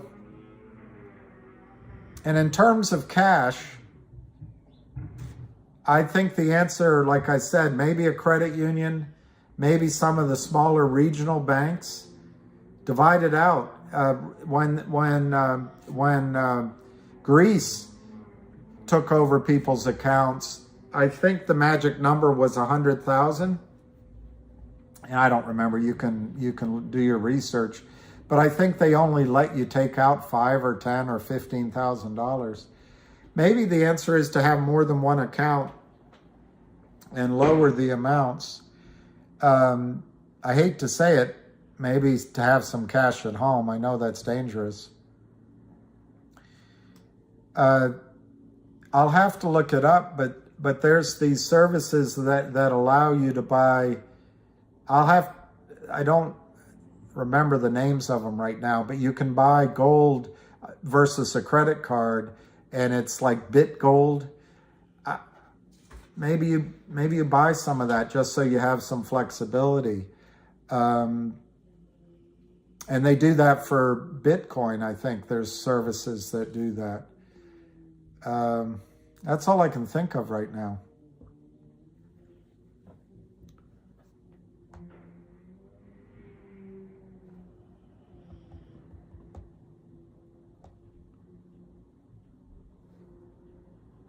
All right, 717 to 71. What's the question about? What's the question about looking at level 2? I don't think level 2, to me, because you can on GTII, I can see it. On Finra, I can't. But I don't think level 2 tells you much right now, other than the criminals, in my judgment, are swapping amongst each other and spoofing you. And when you see real, what if and when a squeeze happens, you'll be able to tell on level 2 who the buyers are, and then it'll tell you something.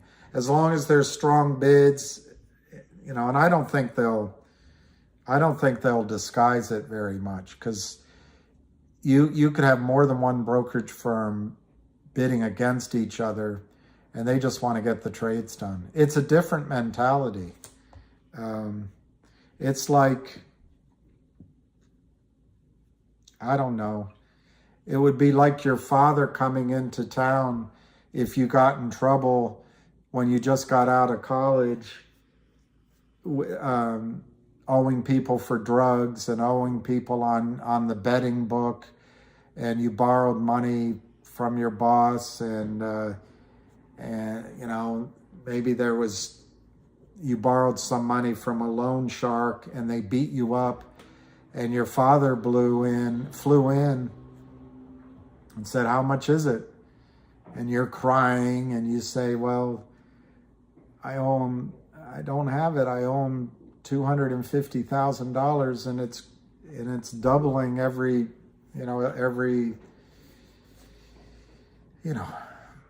2 weeks." So your father just sits you down and says, "This is the last time." And he goes around with you, elderly man that he is, and he pays off the bookie, and he pays off the guy that's threatening to break your knees, and he pays off your boss that you borrowed from, and he goes down to the courthouse and pays off the bail that you walked on, and he pays off the car that they have in hock, and he just cleans the deck.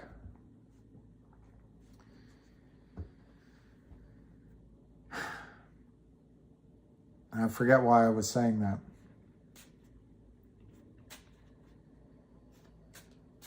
I like that. I'd like that. Canadians can buy DBMM. I'm watching too many movies. Actually, that happened to a friend of mine. It happened to a friend of mine. Years and years ago. Years ago. But happened to a friend of mine.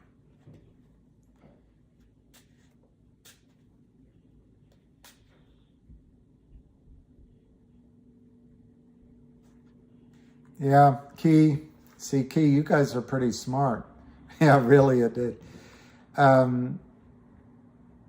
You guys are pretty smart. I think, and that you must be a lawyer, because what is the definition of a dark pool? The fact is, in the case of the Kramers, let me quote the price quickly. It's 720 on Finger, 720 by 723. It's only 82,000 shares. And with my apologies to Bink, that's bullish to me. GTII is 398 to 399. It's basically frozen. It's not trading. It's down 26 cents. It's down 6%. So I don't find anything to worry about there. I think these stocks cannot be knock on wood, that they're going to have a hard time doing bear raids on either of these stocks. So what was I answering? Queen of Omaha, Mary Queen of Omaha. I was answering something. I gotta get a shot of whatever Joe Biden gets. Is CRTD going? Let me see.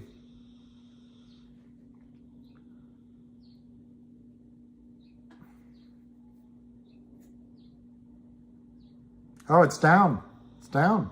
Cool. It's down 5 cents on 169,000 shares. I can only repeat what Ham said yesterday. That's all I know. He said it's 10 million shares in the float, a monster short. The company raised money cleanly, and that there's huge buying in the stock. So I don't know. You would have to, dark pool, yeah. You would have to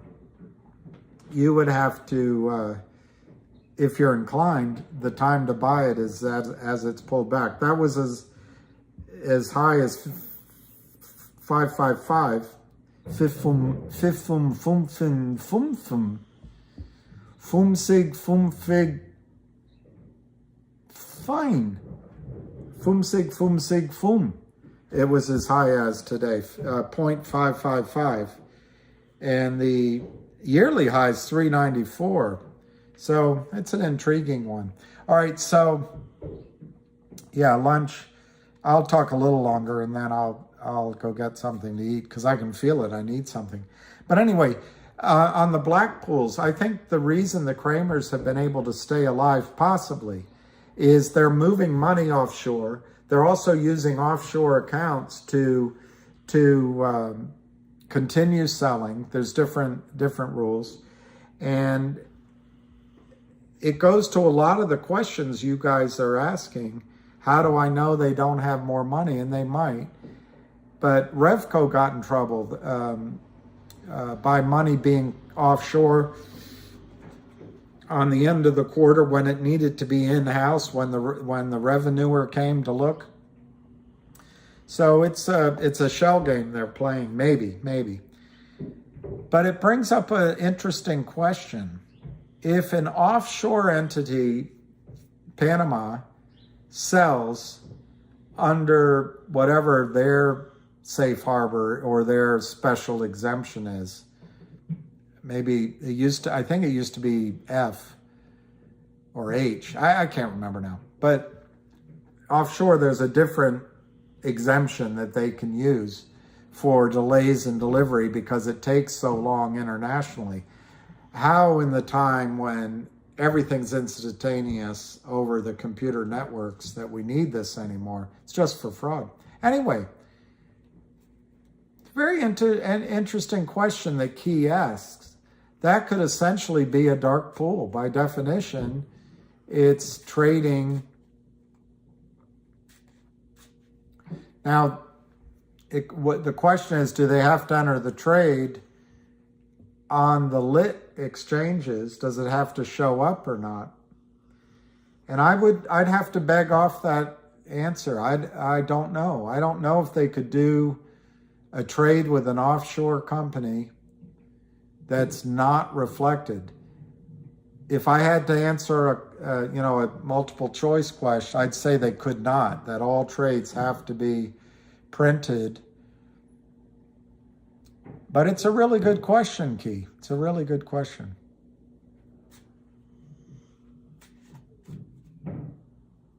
I haven't looked at our NVA in a while, but I assume it still has no bid. Maybe if you have winnings, you buy a little bit more.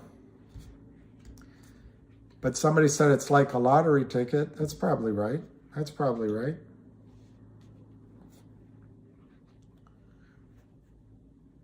Yeah, Key. I don't know.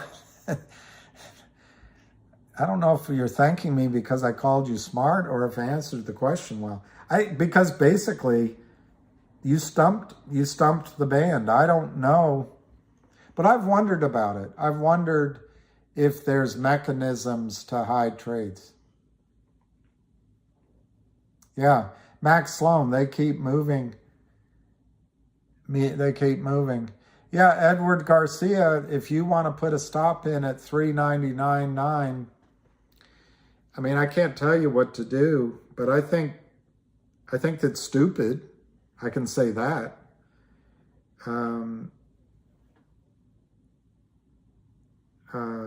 But if you're feeling ill at ease, get out. I'm not here to force people to stay in the stock, but I think it's stupid to put a stop loss order in because they'll come take your shares. You can only sell once. Remember that. Kurt Kramer can keep selling, unfortunately, but you can only sell once. When, for whatever reason, Kurt Kramer is pulled away from the sell button and the buy-in happens, if you've already sold your shares, you can't sell them again.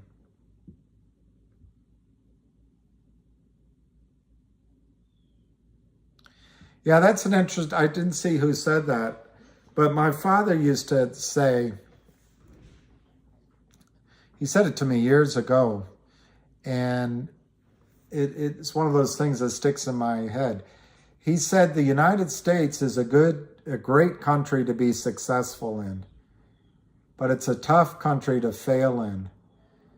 And my dad's not by any means a socialist or anything, But, you know, when you're overseas in certain countries,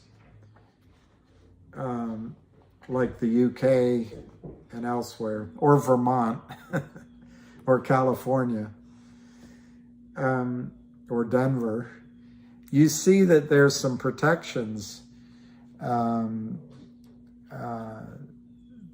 are difficult when you're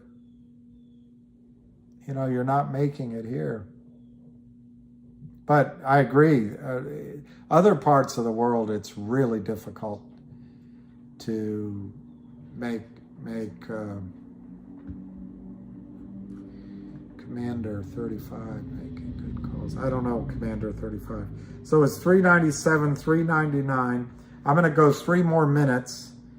It's 5. I'll write it down so we have a reference. It's 575,000 shares, 0.55, and 397 to 399. Last trade 399, down 6%. That's GTII. Finger is 716. It's also down 716, but the bid is over the last trade at 717 to 721. It's 93,330, so it's 33. So the volume's picked up a tiny bit in Finger. That's a good point. It would go broke. Oh, Zoclean, level 2 on Finger. Nobody's doing anything about the crimes. It helps it's too many people. It helps too many people. Let me take one last look. 399. 399. CRTD is 4950. Let me just look on Twitter, see if there's anything useful. The crime continues. That's exactly right. Oh, I love this. I don't know. Sometimes Albert is on the call, but he's got these pictures around the country, Las Vegas, and different places about GTII. It's great. Shim says, did you see GTII fall at TD Ameritrade? Is that an Amy Winehouse word?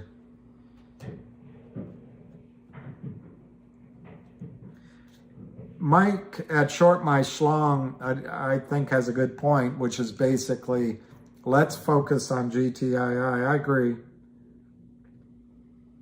I'd like to book one, and then we can, we can have a mosaic.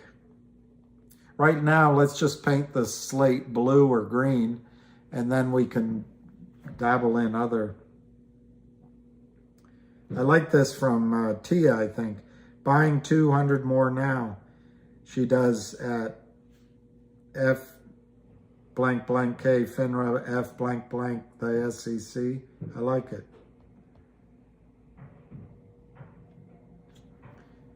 Sean points out there's only 50,000 shares of GTII left to borrow at 675%.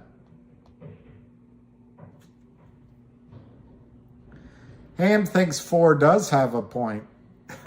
I just told you it's just a number, but he thinks 4 is meaningful to the shorts, and he admits he doesn't know. So that's about it. Let's see what some of you guys. Hey, Widener. Hey, what's up? 4. So I'm gonna. Jay froze. All right, I won't tell you again. I wish someone else were here talking, and then I would not make so many mistakes. I agree with Avid. Let's just talk about GTII. Finger's finished. There's nothing left to do with Finger. The only thing that you might be able to do, in my opinion, with a tiny bit of money is buy some calls. If it works, you got a profit, and then you buy, I got it, Jay froze. Then you buy more GTII. Do a little dabble to get a dibble. A little dabble do you. A little dabble do you. Yeah, Bink, that's true. It's really hard with just a few words not to make a misinterpretation. It really is hard. So,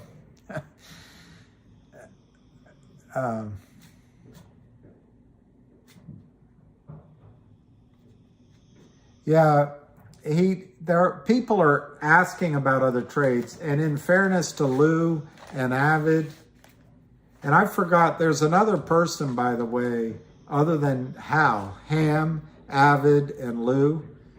He's very quiet, but I think Tommy's a huge part of the success of what's going on. And then I think there's some people that operate in the quiet, like GT Army and GTII Army, and people close to the company. So there's a lot of credit if this works to go around. But I think in fairness to Lou and to Avid, people are starting to ask about a lot of trades. And it's weird. All at once, a lot of stocks are starting to bubble up. And it might be these new rules that Gary Gensler is propagating. Can't say the word. Propagating. Anyway, proposing. Or it could be that the liquidity issues in the banking system is bringing some of these to the fore. A big whiteboard, yeah. I could do that. I'll do it down at my desk instead of here, but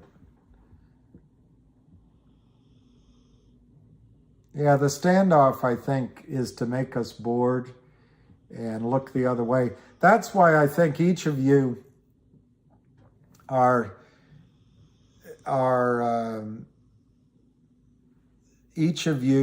doing a great job talking with each other, keeping me in track. Because if we weren't talking to each other, we'd be looking, and our broker would be saying, "Why do you have this in your account? It's been 4 weeks already. Come on, it's not moving. Let's get out of that and let's go into the Merrill Lynch SciTech Plus Bust Fund 3. It's up 8% over the last 3 years, and and then we'll just put it there, and you don't have to worry." I think they're out of ammo for Finger, but I also think they've been told don't sell anymore. I think their attorney, whoever it is, has told them, you have this is my opinion, you have criminal liability.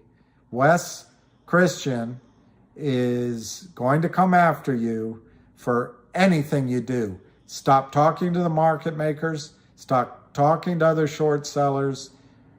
Stop moving money around. Try to hold the sanctity of each LLC's walls that protect you. Don't violate it. And stop selling. Stop everything, because you could go to jail. Patience pays. If you could spell pays the way you spell patience, that'd be good.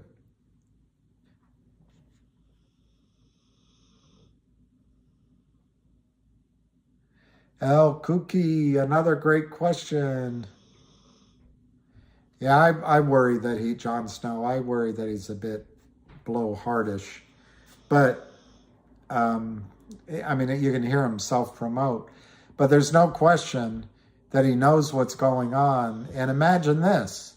Imagine a world where C.V. Payne calls up Wes Christian and says, Wes, why don't you come on? I'd like to do an interview about LIND Capital.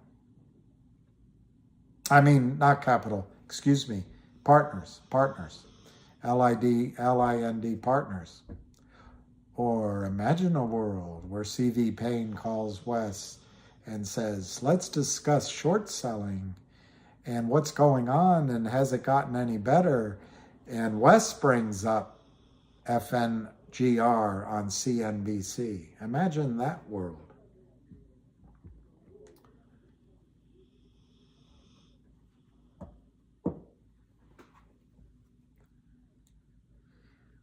You won't get your shares back if you loan them out in time for the short squeeze. Oh yeah, sorry, L. Kui.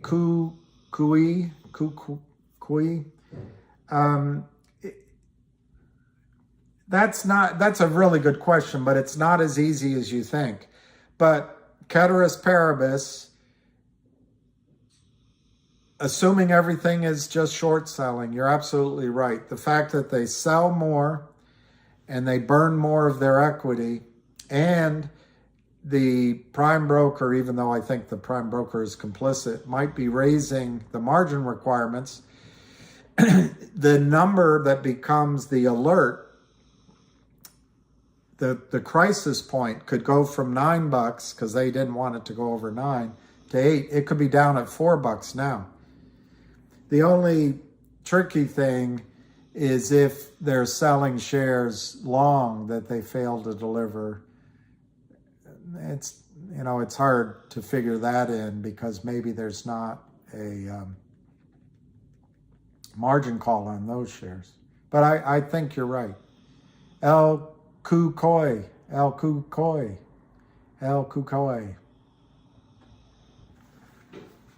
Trust in Hal, Ham, Avid, and Lou, and the guys that are working hard. I think it's a good question, El Kukoi. I really do. None of us know what their trigger point is. None of us know. And Marge. Kukui. Yeah, he's snoring. He's had enough of me talking.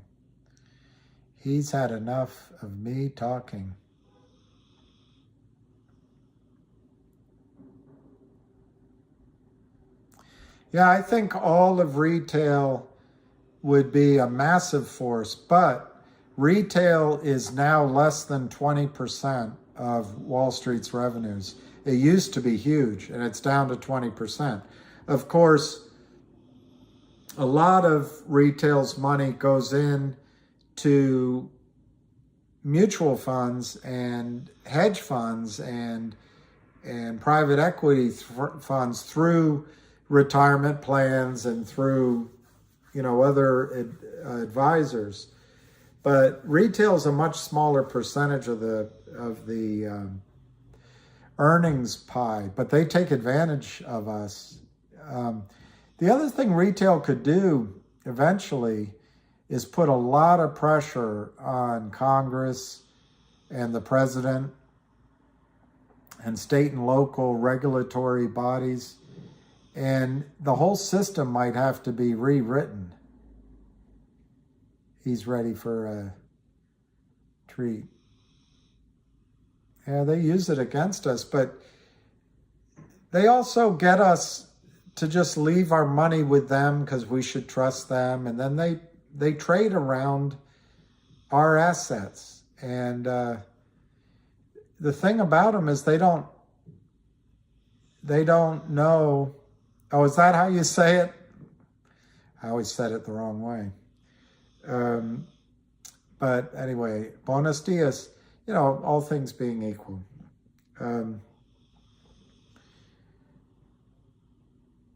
Anyway, I forgot what I was finishing that. Lucky makes me tired. So I'm going to, in 4 minutes, I'm going to ring the bell. Ring the bell. And then I'll come back on around 2 o'clock will be my goal. So we can listen to the Hammeister. And I think, not that it matters what I think, but I think Finger is going to have I know, I liked that song. Back when it was brand new.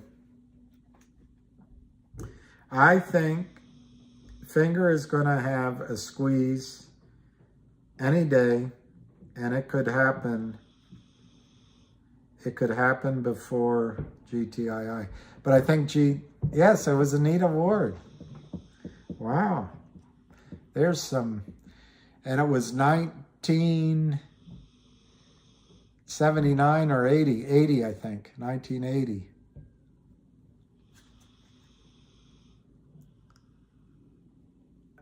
You're Mr. 101, all right. It's a great weather today.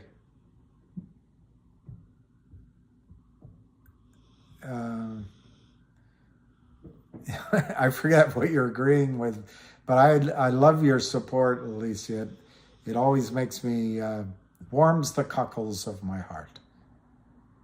I think Wes Christian coming on board is massive. And, you know, Ham initially turned Wes onto short selling because Wes started out sort of as a real estate contract attorney. But since then, Wes has gone on to such. I think Finger could happen in the next few days because their clients, they have a pool of money, their reputation, and their buddies. I'm convinced they have buddies all over the street that they kind of nod and a wink with, are just going to tell them, cover this, cover it, eat the loss, and then disappear back into the woodwork. We can always do what cockroaches do all over again when nobody's looking. But right now they turned on the kitchen lights and they're about to spray raid. Let's just scurry and cover this. That's what I think Linda's going to do. It could be halted. Yeah, the Sedona case. Wow, Fusion 2000. Looks like you know more than I do, but that's exactly right. And anyway, Shema, as with most of you all's questions, I try to break it into a time frame. Could Finger have halts the first time it runs? I'm not so sure. I don't think they're ready for that. So the first time it runs, it could really go high. But hear him. He's dreaming of rabbits and squirrels. After the runs come out overnight and in the morning and the various firms are looking at huge losses, I wonder if they could stop. They could put halts on Finger. Yeah, Finger brought in Wes, but guess what? I met Ham through Finger. Ham probably made that. He is dreaming. Ham probably made that introduction. I don't know why it's taking so long to squeeze. I think it's because we're watching it.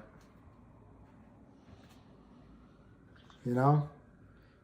The girl never calls me back when I'm waiting for it. It's only when I'm on a date with someone else that she picks up the phone and calls. I know. It's so disappointing. Exactly, Josh. And I think it's really exciting that Wes is involved. But lawyers take forever, and settlement is what he'll push for. And I guarantee you a settlement would be less money than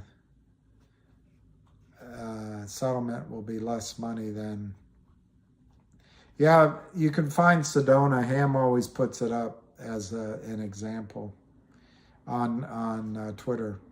And maybe he can put it up again today. All right, I'm going to go have lunch, and so I'm going to turn it off in respect for Lou, and I say that enthusiastically, not with any negativity. I never saw consumed. Well, Jennifer, and I don't want to pick on our former Secretary of State, because she went to Wesleyan, and as her husband said, she's not only the smartest woman in politics, she's the single smartest, most prepared, and most informed politician in our country. When Fukushima happened, she signed a treaty to allow the import of Japanese food without testing it for anything, including radiation. And then, I think it was under the Republican Congress, but it might have been under Barack Obama's, but I actually think it was under Barack Obama, but it was a Republican Congress. I'm not sure the time frame, but Congress passed that American food no longer has to have the source of the food on the label, on the fish, on the meat. Can you imagine that? I'd like to know if my rice comes from Fukushima, because they grow the food on the farms in Fukushima Daiichi, in Fukushima, right next to Fukushima Daiichi's big plastic bags of waste, literally, 20 yards away. I don't know. It's like Peter Griffin says on Family Guy, America. Anyway, we'll talk at 2:00. All right, guys. Thank you very much.